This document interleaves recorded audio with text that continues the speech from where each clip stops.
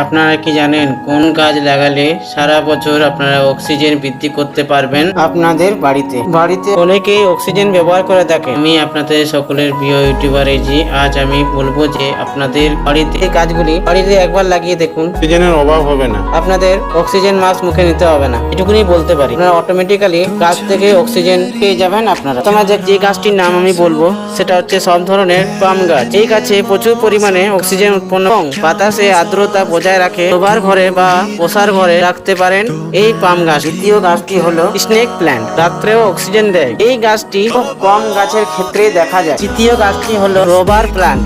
এটি বড় পাতা যুক্ত একটি গাছ। তার বড় পাতার মধ্যে প্রচুর পরিমাণে অক্সিজেন তৈরি করে রাখতে পারে। এটি ঘরের কোনায় রাখলে খুব সুন্দর দেখায়। আমার চ্যানেলে যদি আপনারা নতুন হয়ে থাকেন প্লিজ সাবস্ক্রাইব করতে ভুলবেন না। বেল আইকন প্রেস করে নোটিফিকেশন অন করে রাখবেন এবং ভিডিও ভালো লাগলে প্লিজ লাইক দেবেন এবং ভিডিওটি শেয়ার করে দেবেন।